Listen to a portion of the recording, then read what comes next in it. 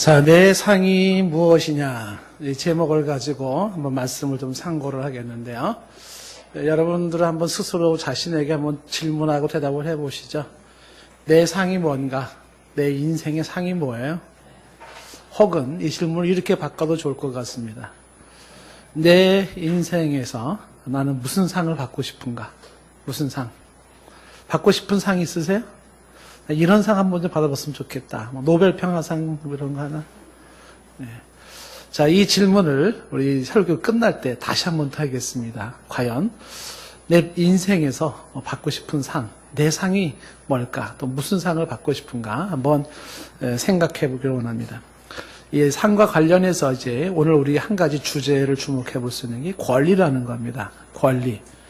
아시다시피 권리라고 하는 것은 어떤 일을 행하거나 혹은 다른 사람에 대해서 내가 당연히 주장할 수 있고 요구할 수 있는 자격 혹은 힘을 권리라고 얘기를 하죠.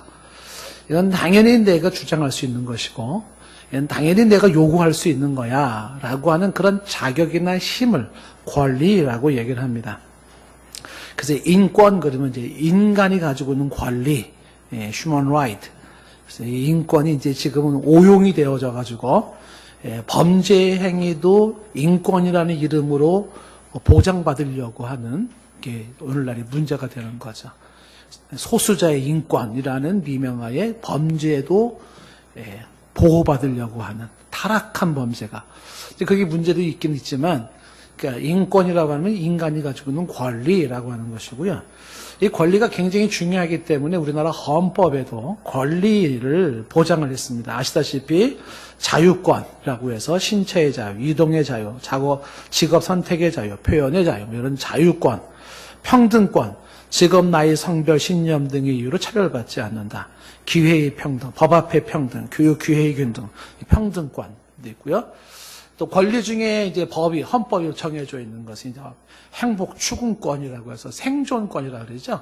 이건 인간으로서 법이 보호해줘. 이 권리.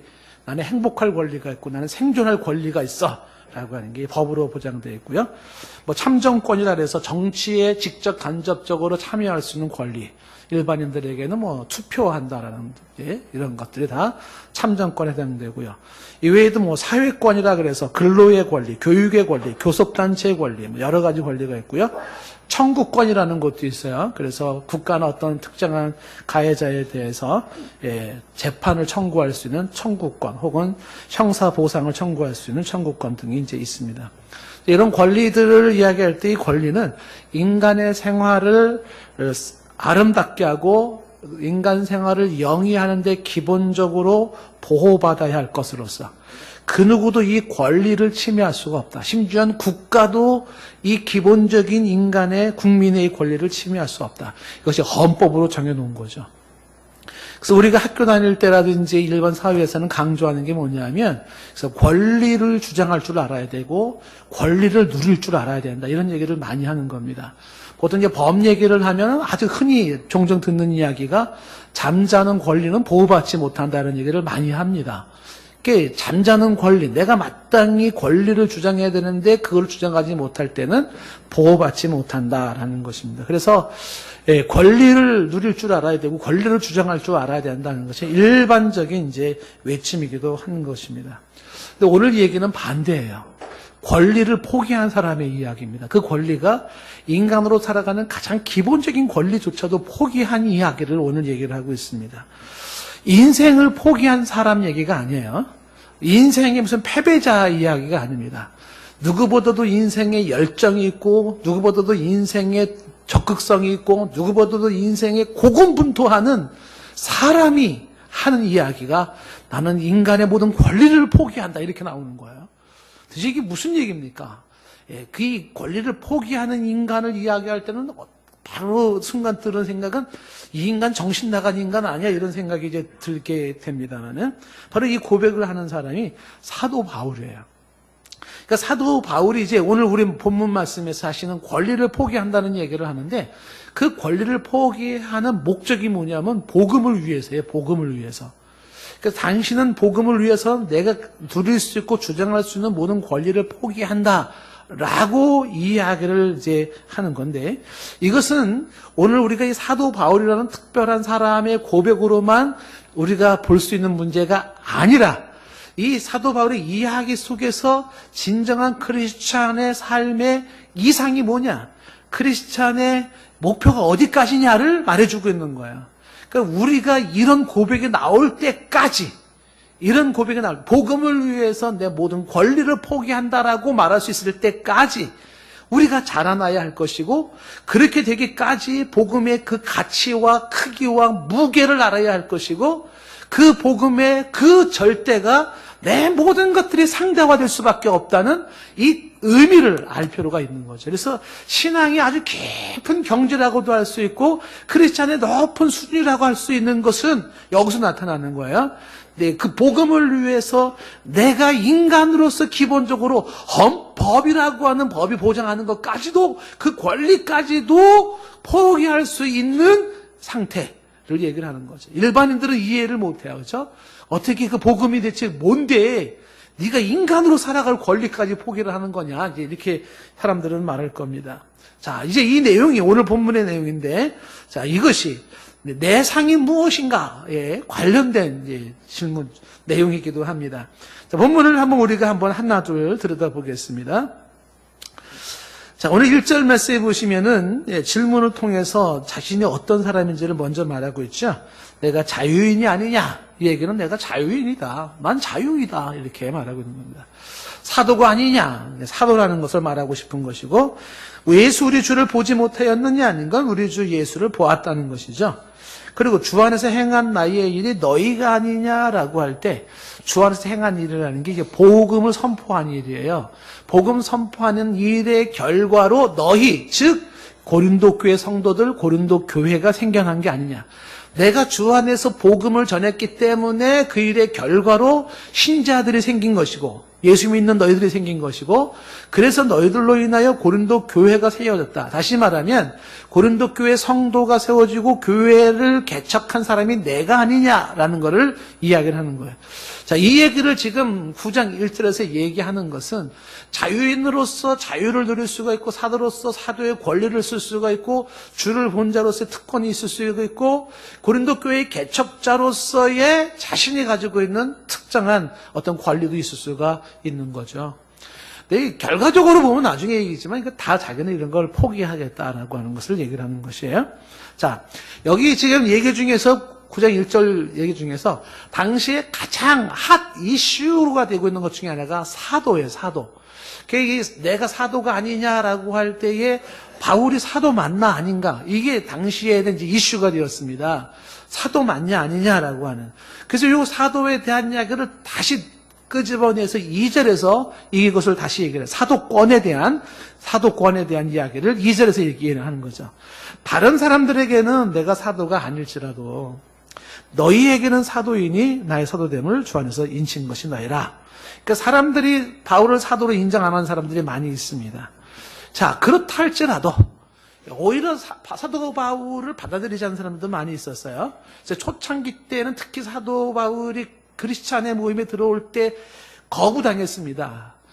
저 살인마가 저렇게 수많은 크리스찬을 죽이고 핍박했던 사람이 어떻게 우리 공동체에 들어오냐 그랬을 때 바나바가 연결을 시켜서 이거 옛날 사울이 아닙니다. 달라졌습니다. 회심했습니다. 그래서 이제 들어오긴 했지만 여전히 사도 바울을, 이 사람을 시기하는 무리들이 있었어요. 그래서 이 사람들이 사도가 아니라고 부정하는 사람들이 팽배하게 있었습니다. 설령 남들은 그런다 할지라도 너희에게는, 즉 고린도 교회 너희들에게는 내가 사도가 분명하지 않냐. 내가 사도 됐다는 사실을 인쳐준 것이, 인정한 것이 너희들이 아니냐, 이 얘기를 하는 거죠. 자, 그럼 여기 사도에 대한 설명을 조금만 더 부연 설명을 하자면은, 먼저 이 초대교회 당시에는 가장 중요한 인물 중에 하나가 사도예요. 사도. 그 사도라는 말이 아포스톨로스라는 헬라어로서 보냄을 받은 자라는 뜻인데, 이 사도라고 하는 사람은 예수 그리스도와 함께 지내면서 예수 그리스도로부터 직접 말씀을 배우고 예수 그리스도의 복음을 위하여 예수 그리스도로부터 보냄을 받은 자들이 사도예요. 그러니까 예수님과 함께 거하면서 직접 말씀을 배우고 예수님의 그 복음을 가지고 예수님의 파송을 받은 자라고 한다는 것은 12제자예요, 12제자. 그러니까 엄밀히 말하면 사도는 12제자입니다. 그 12제자 사도에서 가룟 유다가 빠지게 되고 마띠아가 들어왔지만 유명무실하고, 그리고 이제 자칭 사도라는 사도 바울이 들어오게 된 거예요. 교회 처음 나오신 분들이나 이제 지금 이제 신앙이 없으신 분들은 대체 웬 방언을 저렇게 목사님 말씀하시나, 뭔 소리 하는 건가, 이해가 안 되시는 분이 계실 수 있을 거예요.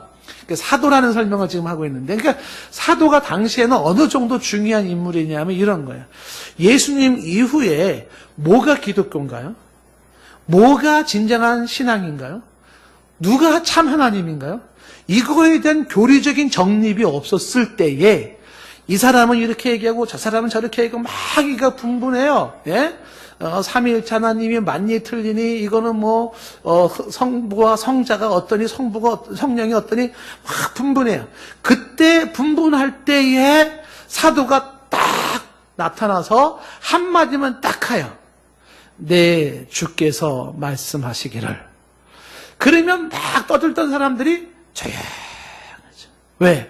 주님으로부터 직접 동거동락하면서 직접 배움을 받은, 그리고 주님의 복음을 가진, 주님으로부터 파송권, 임명권을 가진 그 사도가 내 주께서 말씀하시기를 하니 더 거론의 여지가 없어요. 그럼 사람들은 조용히 듣는 거죠. 그럼 사도들의 말 한마디가 곧 교리가 되고 신앙 고백이 되는 것이고 하나의 법이 되는 거예요. 그 사도의 권위가 이렇게 컸었어요. 그러니까 당신들은 이 사도들의 가르침대로 고백해야 된다. 이게 지금 우리가 말하는 사도신경이에요. 사도신경 손 들고 하는 게 이 사도들에 의해서 형성된 신앙 고백을 지금도 우리가 사도신경 고백을 하잖아요. 그러니까 사도들의 이 고백들, 가르침들을 따라가야 되는 거예요. 사도들이 죽은 100년 이후에는요, 그럼 사도들이 없었을 때는 어떻게 됐을까요? 아직도 교리가 정립이 안 됐던 그런 시기에는요, 그때는 사도의 제자들, 속사도라 그래요. 그 속사도라고 하는 사람들이 그 교회의 질서를 잡은 거죠. 그래서 누군가 막 얘기를 할 때는 속사도가 딱 등장해가지고서 내 스승 사도께서 말씀하시기를, 이러면 또 주변 사람들이 조용해져야 되는 거예요. 그러니까 정통성이라는 예수 그리스도의 가르침에 대한 정통성이 사도로 인하여 이어져 내려가고 있는 것이죠. 그게 중요한 것입니다. 뭐 예를 들면 폴리카비, 사도 요한의 제자로서 얘기할 때 귀를 기울여야 되는 거죠. 뭐 이에도 이그나티우스, 바나바, 뭐 수많은 사람들이 있었어요. 이게 이제 사도라고 하는 권리인데, 이 사도라고 하는 사람은 아까 말한 것처럼 예수 그리스도와 함께 거하며 예수 그리스도의 복음을 받고, 그리고 예수 그리스도의 이 복음을 위해서 그리스도로부터 직접 파송을 받은 사람, 보냄을 받은 사람이 사도예요. 그랬을 때 이 글을 쓰고 있는 바울이라는 사람이 사도가 맞냐 안 맞냐, 저 바울 이야기에 귀를 기울여야 되냐 말아야 되냐, 저건 개인의 철학이지 우리가 왜 바울 얘기에 귀를 기울여야 되냐, 뭐 이런 시비가 있을 수가 있어요. 지금도 마찬가지죠. 지금도 고린도전서를 바라볼 때 일부 학자들은 아마 그렇게 말하는 사람이 있어요. 그건 바울 얘기지, 그게 무슨 하나님의 말씀이야, 이렇게 말하는 사람이 있다는 거죠. 그때 지금 바울이 변명하는, 자기를 변증하면서 하는 얘기가 뭐를 얘기하는, 이런 얘기를 하는 거야. 다른 사람이 그렇게 말한다 할지라도 고린도 교회 너희들만큼은 그럴 수가 없다. 내가 사도라는 것은 너희가 증명하지 않았냐라고 얘기를 하는 것은, 너희가 어떻게 크리스찬이 되어졌는가, 내가 복음을 전함으로 인하여 그 내가 전한 복음을 너희가 듣고 신앙을 갖게 되고, 그리고 너희들이 크리스찬 된 게 아니냐. 너희들이 몸담고 있는 교회가 내가 복음을 전함으로 인하여 형성된 너희들에 의해서 교회가 만들어진 게 아니냐. 뭘 얘기하는 거냐? 너희들이 믿고 크리스찬이 되고 교회를 세웠다는 것은 너희들이 내가 보냄을 받은 자, 예수 그리스도의 복음을 갖고 예수 그리스도로부터 보냄을 받아 그리스도의 복음을 전한 자로 너희들이 인정된 것이 아니냐는 거예요. 그래서 너희들은 내가 사도라는 것을 너희들이 인친 것이 아니냐. 최소한 너희들만큼은 내가 사도다라는 것을 말씀하고 싶었던 것입니다. 근데 여기서 이야기가 끝날 문제가 아니라는 거죠. 이어지는 3절 문제, 3절에 나를 비판하는 자들이 있는데, 자, 사도 바울을 향해서 비판하는 자들이 있단 말이죠. 사도 바울의 여기서 비판한다라는 것이 뭐 신문한다 혹은 엄밀하게 조사한다 그런 것인데, 사도 바울의 진정성을 의심하는 자들, 사도 바울의 사도권을 의심하는 자들에게 내가 변명할 것이 있다. 변명한다는 게 자기를 방어한다는 거죠. 방어할 것이 있는데 이것이다. 그래서 요거 이것이라는 게 앞에 나와 있는 사도권을 말하는 건지 그 다음 4절부터 나오는 뒤에 얘기인지는 이제 학자들마다 견해가 달라지지만, 자, 나는 비판하는 자들이 있는데 네가 정말 복음을 제대로 말하는 거냐? 바울아, 사도 바울아, 자칭 사도 바울아, 네가 복음을 제대로 말하는 거냐? 네가 진짜 성경 하나님의 말씀을 제대로 말하는 거냐? 라고 질문하고 의심하고 도전하는 자들에게 내가 전하는 게 옳다라고 하는 것을 변명한다. 내가 이걸 증명한다라고 하는 것을 이것이라고 얘기할 때, 이것을 이제 4절 이후의 이야기로 연결시켰을 때 뭘 말하는 거냐면, 내가 사도가 분명한 사실은 나는 복음을 위해서 기본적인 권리를 포기한 사람이다. 이 얘기가 핵심이에요. 어느 인간이 그 무엇을 위해서 자신의 생존권까지도 포기해요? 마땅히 내가 인간으로서 살아갈 수 있는 기본적인 모든 권리를 포기해요. 뭐 때문에? 그 무엇이 무엇이길래 내 모든 걸 포기할 수 있을까요? 사도 바울이 자신이 모든 걸 포기할 수 있는 권리를 포기했다고 이야기함으로써 내가 이 복음의 진정한 사도인 것을 증명하고 싶었던 것이에요. 이렇게 해서라도 증명하고 싶었던 것입니다. 자, 어떤 권리들을 포기했냐면, 바울이 여기 지금 이 외에도 뭐 어마어마하게 많이 나와요. 권리가 여러 가지가. 근데 여기 지금 3가지 권리를 얘기하고 있는 게 4절에 보니까 먹고 마실 수 있는 권리를 포기했어요. 우리가 먹고 마실 권리가 없겠느냐? 그러니까 얼마든지 먹을 수 있는 권리가 있고 마실 수 있는 권리가 있죠. 예, 맛집 찾아다닐 수 있는 권리가 있습니다. 예, 저쪽 광명에 오리구이도 먹으러 갈 수도 있고, 산막사에 거기 가서도 먹을 수도 있는 것이고, 또 음식 맛있다고 하는 데 가서 먹을 수도 있는 것이에요. 저쪽에 무랑리 또 거기서 먹을 수도 있는 것이고, 이 얘기가 도무지 감이 안 오시는 분들은 아니 그런가 보다, 아니 그 맛있는 데가 있나 보다 이렇게 마시면 되는 거예요. 그럼 먹고 마실 수 있는 권리가 있죠. 당연히. 근데 그걸 자신은 그걸 포기했다는 거예요. 복음을 위해서. 그러니까 먹을 수 있지만 안 먹고, 마실 수 있지만 안 먹고, 그래서 심지어는 굶고 그 헐벗음이 심할 정도인데, 그걸 그렇게까지 했다는 거예요. 먹고 마실 수 있는 권리가 없겠느냐? 이 권리 포기했다. 복음을 위해서. 그 다음에 5절에는 또 무슨 권리를 포기했냐면 결혼 권리예요. 결혼. 그래서 다른 사람들처럼 나도 결혼할 수 있는 권리가 있어요. 근데 결혼의 권리를 포기했어요. 결혼을 안 하는 거. 뭐를 위해서? 복음을 위해서 안 하는 거죠. 못하는 게 아니라 안 하는 거죠. 그래서 안 함으로써 나는 이 복음을 더욱더 복음으로서의 그 사역을 감당하고 싶었다는 거죠. 더군다나 여기 말하고 있는 베드로, 게바라고 하는 사람은 아내와 함께 동역을 했거든요. 그 지금도 이건 뭐 논란이 아직 있을지 모르겠지만은 부부가 함께 사역할 수 있는 권리도 포기했다는 거죠. 오직 온전히 복음을 위해서만 전념하기 위해서. 우리가 이제 앞전에서 그 독신에 대해서, 이제 결혼 이혼에 대해서, 재혼에 대한 얘기를 쭉 보았잖아요. 그래서 그때 본 것처럼 오직 복음을 위해서 자기는 결혼도 포기했다. 결혼할 수 있는 권리도 포기했다는 거죠. 3번째는 어떤 권리까지 포기했냐면 6절에 보면 일하지 아니할 권리도 포기했어요. 일하지 아니할 권리라는 거, 일이라는 게 직장생활이거든요. 직장생활을 안 할 수 있는 권리가 있어요. 다시 말하면 사도 바울의 직장생활이 뭐냐면 텐트 메이커, 천막 짓는 일이에요. 천막 짓는 장사를 해야 돼요. 그 장사를 안 할 수 있는 권리가 있었어요. 충분히. 왜? 복음에 전념한 사람으로서. 그러나 그거를 권리를 포기하고 장막 짓는 직장 생활을 했다라는 걸 이제 말하고 싶었던 거예요.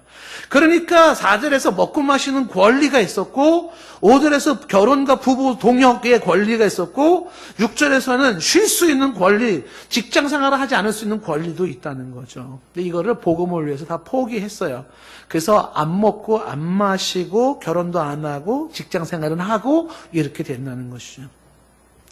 자, 계속해서 이제 그 권리를 얘기할 때 이런 예를 들었습니다. 상식적인 예를 들었는데, 7절에 보시면은요. 여러분들 한번 7절에 우리식으로도 한번 생각해 보세요. 누가 자기 비용으로 군복무할 사람이 있습니까? 자기 비용으로 군복무할 사람이 있겠는가? 군대에서 월급을 준다 그래도 군대 안 가려고 이래만 가고 저래 도망가는 게 실정인데 누가 내 돈 내면서 군대 생활을 하려는 사람이 있습니까? 여기 남자분들 군대 갔다 오신 분들 중에 군대다가 내 돈을 내면서 군대 생활 다시 하실 분 있으세요? 부대에서 병무청에서 자기 돈 들이면서 군 생활 사람 모집한다면 몇 명 가시겠어요? 상식적으로 이게 옳지 않다는 거죠. 다시 말하면 무보수로 자부담하면서 군복무할 사람은 없다는 거죠. 군인은 어떻게 해요? 당연히 보수를 받고 군복무를 하는 거라는 거죠. 같은 맥락에서 누가 포도를 심고 열매를 먹지 않겠느냐, 누가 양떼를 기르고 양떼의 젖을 먹지 않겠느냐. 이게 뭡니까? 무보수 포도 농사 누가 할까? 무보수 목축업 누가 하겠는가? 아니라는 거죠. 무슨 얘기냐면 일꾼에게는 당연히 보수를 받을 수 있는 권리가 있다는 것이죠. 당연히 받아야 돼요. 내가 수고했고 애썼기 때문에 거기에 대한 대가로 보수를 받아야 된다라고 하는 것입니다. 열매를 먹어야 되고 젖을 먹을 수가 있다라는 것이. 이런 얘기를 하는 게 8절에 사람의 예대로 말하는 것은 아니라고 하는 것입니다. 율법도 이 사실을 명시하고 있다. 성경적이에요. 노동하고 애쓰고 수고한 자들에게 어떤 보수가 주어지고 그 보수를 얻는 것은 성경적인 것이다. 얘기를 하고 있어요. 이게 권리인데 이 권리를 나중에 이제 이걸 포기하겠다는 걸 말하려고 하는 건데, 자, 9절 말씀 보세요. 9절에 성경에 뭐라고 말했냐면 모세율법에 곡식을 밟아 떠는 소에게 멍에를 씌우지 말라 그랬지. 이거 많이 듣던 말이죠? 곡식을 밟아 떤다는 게 이제 곡식을 밟아서 타작하는 행위예요. 그 타작하는 그 소에게 망을 씌우지 않나요? 다시 말하면 일하는 소에게는 쫄쫄 굶기는 게 아니에요. 일하는 소에게는 망을 벗겨주고 먹을 수 있도록 해줘야 된다는 게 이게 신명기 25장 4절의 말씀이기도 하고요. 이 신명기 25장 4절의 말씀이 이제 다시 디모데전서 5장 18절에 가면 이렇게 다시 언급하잖아요. 디모데전서 5장 18절에 성경에 일렀으되 곡식을 밟아 떠는 소의 입에 망을 씌우지 말라 하였는데 이게 뭘 말하는 거예요? 일꾼이 그 삭을 받는 것이 마땅하다. 일꾼은 먹을 수 있는 권리가 있고 보수를 받을 수 있는 권리가 있는 거라는 거죠. 충분히 그게 당연한 것이다 라는 것은 성경이 이야기한 거예요. 성경이. 여러분들이 열심히 일해서 얻는 수확은요, 그건 당연히 받을 수 있는 노동의 대가로서의 그것은 당연히 받을 수 있는 삭시예요. 그건 정당한 부분입니다. 그건 받아야 되는 거예요. 수고했기 때문에, 노동했기 때문에 받아야 된다. 물론 이제 노동도 노동 나름이기도 해요. 또 이상한 노동하면서 이것도 노동인데 이거 뭐 돈 달라 그러는 사람도 있는데 그런 걸 제외를 하고요.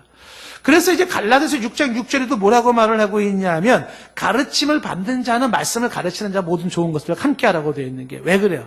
말씀을 가르치는 자는 가르치는 사역에 노동을 하는 거죠. 선생님은 선생님으로서 가르치는 사역을 하는 거예요. 그러면 그 가르침에 대해서 학생은 어떻게 돼요? 좋은 것을 함께 해야 된다는 것은 학생의 등록금으로 인해서 선생님의 필요가 채워지는 거죠. 그러니까 선생님은 뭘 심어주고 지식을 심어주고 그 다음에 배우는 사람은 물질을 가지고 선생님한테 보수를 해줌으로써 그래서 지식을 심어주는 사람과 물질을 공급하는 사람과 이 관계성을 이야기해주고 있는 거죠. 노동하는 자들에게는 어떤 노동이든지 간에 그 노동에 따르는 삭을 받는 게 당연하다라고 하는 거죠. 9절 말씀 끝부분에 이렇게 얘기를 했어요. 9절 끝에 이 곡식을 밟아 떠는 소에게 망을 씌우지 말라는 게 이게 소를 염려해서 하는 말이냐, 소에 관한 얘기냐, 그게 아니라는 거죠. 소에 관한 얘기가 아니죠. 이어지는 10절 말씀에 이게 우리를 위한 말씀이 아니냐, 지금 10절 말씀에 우리를 위한 말씀이 아니냐. 그 소 얘기하는 게 아니라 인간 우리들을 이야기하는 거예요. 과연 우리를 위해 기록된 것인데 밭가는 자는 소망을 가지고 갈죠. 곡식 떠는 자는 어떻게 해요? 함께 얻을 소망을 갖는 거죠. 밭가는 봄철에 밭을 가는 자에게도 소망이 있고 가을철에 추수하는 자들의 소망이 있어요. 농부들이 가장 바쁘고 땀 흘리는 시기가 농번기가 봄하고 가을 아닙니까? 그 봄에 그 밭을 갈고 씨 뿌리는 수고가 있고 손이 많이 가요. 굉장히 힘들어요. 저희들이 학교 다닐 때는 농번기 때는 아예 학교를 안 갔어요. 학생들 다 농촌 일손 도와주라 그래가지고서 저 논에 가가지고 모내기 해서 손으로 이렇게 막, 예, 그래가지고 막 발에 거머리 붙어가지고 거머리 뜯어가지고 이렇게 튕겨내고 이 말이 또 이해가 안 되시는 분들도 계셔요. 근데 그냥 넘어가셔도 괜찮아요. 그렇게 줄 쭉 서가지고 쭉 줄 서가지고 탁 땡을 심고, 예? 그래가 또 뒤로 가고, 아우 그게 그때 너무 바쁘니까 학생을 학교를 안 보내고 농번기 일손 도우라고 가서 일했다고요. 그때 농부들이 그렇게 바쁘게 일을 해요. 여러분 모판 한번 져보셨습니까? 모판 지면 이거 엄청 무거워요. 균형을 못 잡아요. 쓰러집니다, 웬만한 사람들. 그런 바쁜 일을 하고 또 추수 때 굉장히 바빠요. 그런 바쁜 일을 할 때 그 신경과 바쁨과 수고로움을 하는 농부에게는 소망이 있죠. 어떤 소망이 있어요? 수확의 소망이 있는 거예요. 그러니까 일하는 자들은 그 소망을 바라보고 일을 할 수가 있는 거라는 거예요. 그러니까 그 받는 게 중요하다는 거죠. 여기 계신 여러분 대부분 직장 생활하지 않습니까? 그렇죠? 뭐 다는 아닐지 모르겠지만 직장생활 아침에 되면 일어나기 힘든데 또 일어나야 되고 그냥 또 이게 씻고 막 해가지고 또 출근하고 하잖아요. 직장인의 소망이 뭐예요? 월급날 아니에요? 그 월급날을 위해서 오늘 더 일어나서 가는 거 아니겠어요? 다는 아니지만 대부분이 그렇지 않습니까? 그게 소망, 일한 자에게 주어지는 소망이에요. 학생들이 남들 다 놀 때 안 놀고 막 그냥 엉덩이에 막 이 종기가 나면서까지 막 머리에 띠를 두고 도서관에서 막 열심히 공부하는 학생들 왜 그래, 왜? 소망이 있어요. 대학 진학하고 좋은 대학 가고 그다음에 또 취업하고 막 이거 아닙니까? 그 얘기를 하고 있는 거예요. 그러니까 밭가는 자의 소망과 곡식 떠는 자의 소망을 이야기를 하고 있는 거죠. 노동의 대가는 보상이 주어지는 게 당연하다라는 걸 이야기하는 것이에요. 자, 이걸 다시 사도 바울이 복음사역의 사역자의 관점에서 얘기를 할 때 11절에 이렇게 말을 하는 거죠. 11절, 우리가 너희에게 신령한 것을 뿌렸은즉 너희가 육적인 것을 거두기로 과다하겠느냐. 이게 두 가지 의미가 있어요. 첫 번째 의미는 뭐냐 하면 신령한 축복은 육체적인 보수와 육적인 보수와 비할 바가 못 된다. 이게 첫 번째 의미입니다. 그러니까 신령한 것을 뿌렸기 때문에 육체적인 것을 거둔다. 신령한 것과 육적인 것을 대조를 하고 있잖아요. 그 신령한 것의 그 더 귀한 가치성을 이야기해 주는 게 첫 번째 의미고요. 두 번째 의미는 뭐냐면 신령한 복음 사역자에게 물질적인 보수를 받는 것은 당연하다 얘기를 하고 있는 거예요. 복음 사역하는 사람에게 물질적인 급여를 받는 것은 당연하다 이렇게 보는 거예요. 어떤 사람들 중에는 이해가 안 되시는 분이 계시거든요. 야, 목사도 월급 받냐? 야, 그걸 어떻게 이해가 안 되시는 분이 계세요. 어느 그 목사님, 장모님은 신앙생활을 전혀 안 했던 장모님이었던 것 같아요. 근데 그 사위가 목사라 그러니까 처음엔 시큰둥했는데 그 교회에서 성도들 헌금한다는 얘기에 눈이 뿅 열리면서 헌금은 목사가 다 가져가는 건 줄 알고 좋았다가 보니까 목사가 다 안 가져간다고 또 시험 들어가지고 이 목사가 내 딸내미 어떻게 하나 막 이런 얘기도 있긴 해요. 이해가 안 되죠?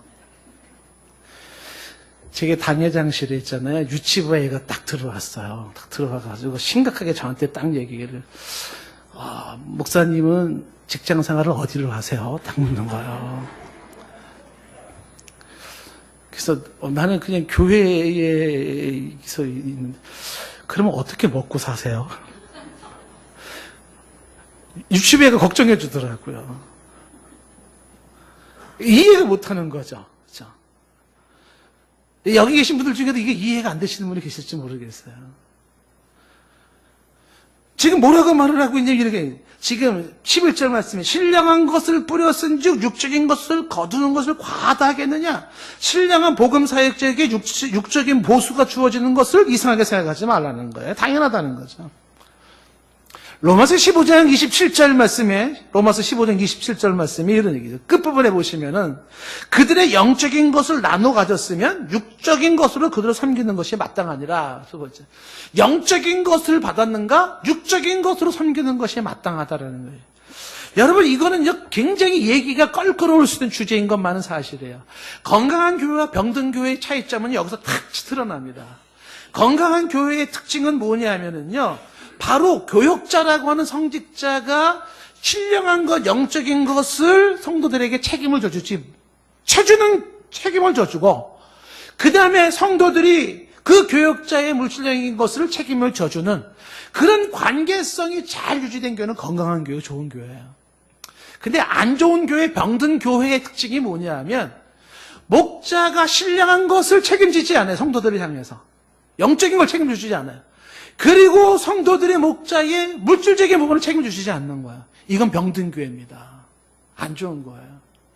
신앙생활을 처음 하신 분들은 이해가 잘 안 될 수도 있기 때문에 여러분들이 잘 정립을 하셔야 돼요. 좋은 교회는요, 목사는 다른 거 신경 쓰지 말고 오직 성도들의 영적인 부분만 책임을 질 수 있도록 기도하는 일과 말씀 전하는 일에 전념하는 거예요.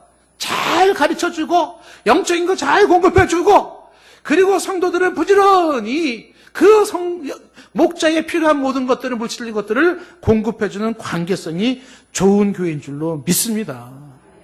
물론 이게 생각대로 안 되는 교회도 많죠. 개척교회 같은 경우는요, 안 됩니다.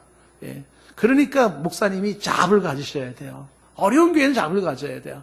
사모님이 잡을 갖는다든지 해야 됩니다. 안 그러면 성도들이 대책이 안 쓰죠. 그러나 가장 이상적인 건강한 교회의 모습은 오직 신령한 것을 나눠주는 사람은 신령한 것만 전념으로 나눠줄 수 있고, 그 다음에 그것을 받는 자들은 다시 물질적인 것으로 다시 봉사하고 섬기는 것이 좋은 교회의 모습인 것입니다. 이 땅의 교회들이 이 건강한 교회가 되기를 진심으로 바랍니다. 그런데 이제 지금 여기서 말하고자 하는 포인트가 뭐냐면, 이게 권리인데 이 권리를 다 포기해버렸다는 거예요. 자, 12절 말씀해 보시면, 12절에 다른 이들도 너에게 어떤 권리를 가졌거나 하물며 우리일까 보냐. 그러나 우리가 이 모든 권리를 쓰지 아니에요. 가질 수 있는 모든 권리, 받을 수 있는 모든 권리를 쓰지 아니에요. 이유는요, 범사에 참은 것은 그리스도의 복음에 아무 장애가 없게 하려 합니다. 그리스도의 복음을 위해서 자신의 이 기본적인 권리, 당연히 받을 수 있는 권리를 포기했다는 것입니다. 복음을 위해서. 어떻게 이 복음을 위해서 권리까지 포기를 해야 됐었는가? 당시의 사람들이 이해하지 못하는 모습들, 이 시험거리와 거리낌이 되고 있는 자들을 생각할 때 차라리 그들의 영혼을 위해서, 복음을 위해서 내가 가질 수 있는 권리를 포기하겠다는 거죠. 주변에는요, 참 훌륭한 목사님들이 많이 계세요. 어떤 목사님은 아주 좋은 대학을 나와서 한국에서도 알아준 대학을 나오고, 그리고 이제 직장 생활이 아주 좋은 직장에 들어갔어요. 국가에서 인정해주는. 그러니까 남들이 부러워하죠. 저 좋은 학벌과 저 좋은 직장 생활에서 이제 잘 살겠다. 특히 부모들이 자식이 그렇게 이제 잘 돼가지고 잘 풀리니까 부모가 얼마나 자식에 대한 기대가 컸겠어요. 그런데 이 자식이 갑자기 그 좋은 직장을 포기를 하는 거예요. 아니, 야, 남들은 가고 싶어도 못 가는 곳을 왜 이렇게 포기를 했냐. 그렇게 공부해가지고 어렵게 직장에 가서 좋은 직장에서 이제 평생 살아야지. 근데 포기를 했어요. 이유는 선교사로 나가려고 했다는 거예요. 그러니까 믿음이 없는 부모는 뒤집어지는 거죠. 그러면 선교사가 뭔데? 그 선교사가 너를 먹여주냐? 엄마, 아빠의 이 노년을 책임주냐? 네 딸린 자식들을 책임을 져주냐?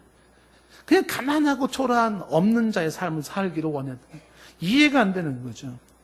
복음을 위해서 내가 누릴 수 있는 권리를 포기한 사람들은요, 뭐 굉장히 많아요. 우리 주변에 그런 목사님들, 그런 선교사님들, 그런 성도님들 많습니다.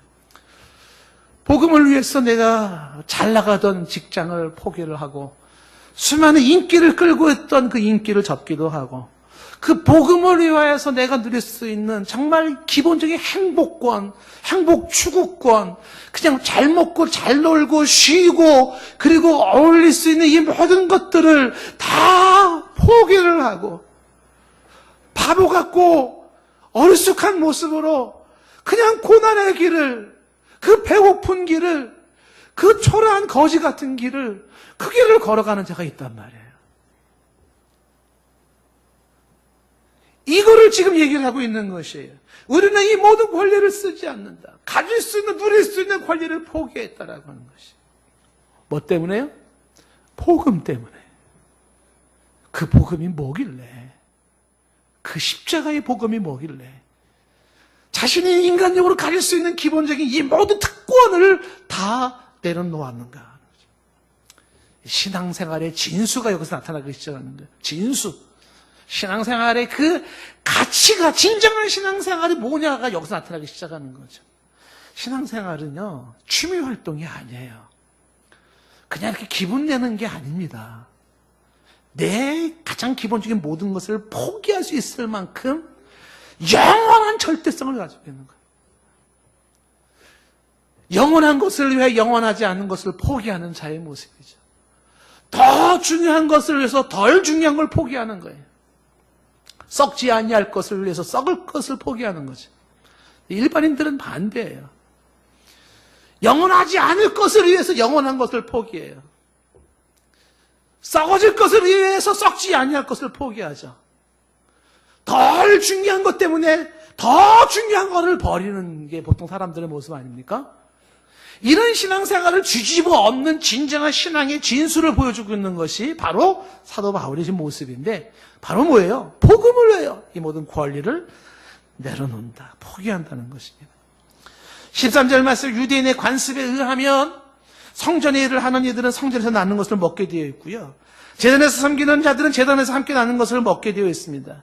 레위인들, 성전 관리자들은 성전에 나는 걸 먹게 되어 있고요, 그 제사장들은, 레위 사람들은요 12지파의 11조를 쓸 수 있게 되어 있는 거예요.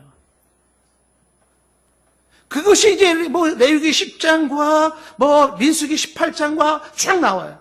그런 모든 것들이 다 마땅히 주어지는 것이에요. 이거는 구약의 얘기로 국한된 게 아니라는 거죠. 14절 말씀에 복음 전하는 자들에게도 복음으로 말미암아 산다는 이야기를 주님이 말씀하시는 건데, 이 14절에 나와 있는 복음으로 말미암아 산다는 게 뭐예요? 복음에 전념하는 자들에게 공급하심과 채우심은 당연하다. 물질적인 공급과 물질적인 체험이 당연하다는 거예요. 이건 굉장한 도전이죠. 제가 인생을 살면서도 이것이 굉장히 신비하다는 생각을 여러 번 했습니다.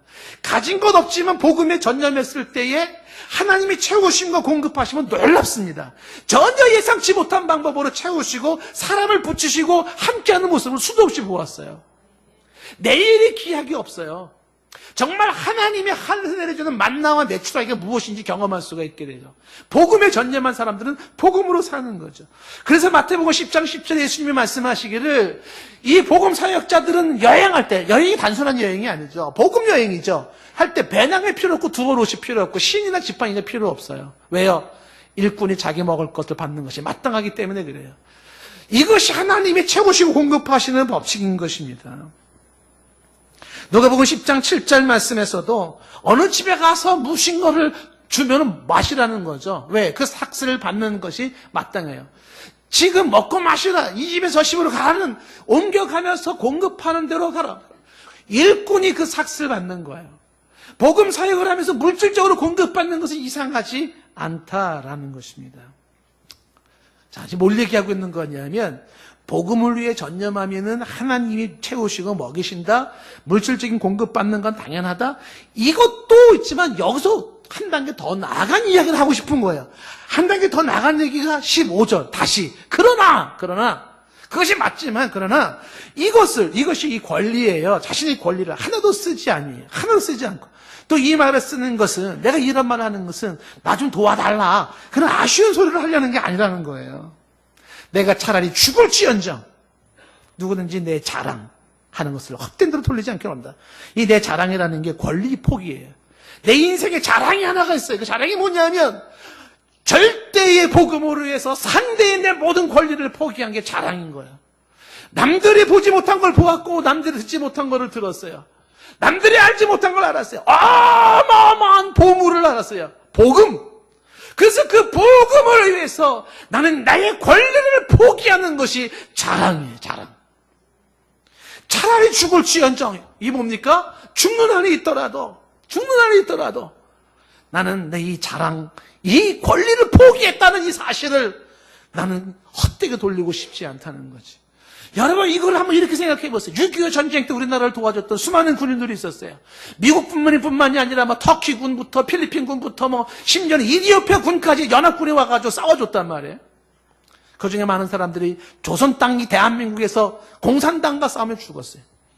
지금도 미국의 워싱턴 DC에 가면은 참전 군인들의 동상이 새겨져 있습니다. 새겨져 있어요. 총 들고 무전기 들고 사가는 모습이 있어요. 그들이 강조하는 것이 뭐냐면 자유예요, 자유. 남의 나라 땅에서도 자유를 위하여 자신의 젊음을 불태운 자들의 자랑스러움이 있다는 거죠. 이 젊은 나이에 정든 가정을 떠나고 부모를 떠나고 형제를 떠나서 누릴 수 있는 젊음의 모든 것을 만끽하고 자유를 위해 싸워준 군인들은 그들 중에 이런 말이 있는 것이겠죠. 나의 자랑은 이 자유를 위하여 내 모든 권리를 포기한 것이다. 부끄러움이 아니에요. 그것은 패배자의 모습이 아니에요. 그는 아주 자랑스러운 모습으로 후대에 전수해 주는 거죠. 뭐예요? 자유를 위해서 내 모든 권리를 포기하며 죽었던 자들의 모습이죠. 그러나 그 자유보다도 몇백 배, 몇천 배 더 가치 있는 복음을 위하여서 내의 이 모든 것들을 포기할 수 있는 것이 자랑인 사람. 이게 진짜 크리스찬 아니에요? 이 복음을 위해서 내가 가질 수 있는 모든 권리를 포기할 수 있을 만큼 이 복음의 보물을 알 사람, 이 복음의 의미를 알 사람들, 그것이 자랑이라고. 나의 자랑은 말이야, 내가 권리를 포기한 거야. 내가 누릴 수 있는 모든 권리를 포기한 게 나의 훈장이고 난 자랑이야 라고 말하는 거죠. 뭐를 위해서? 복음을 위해서.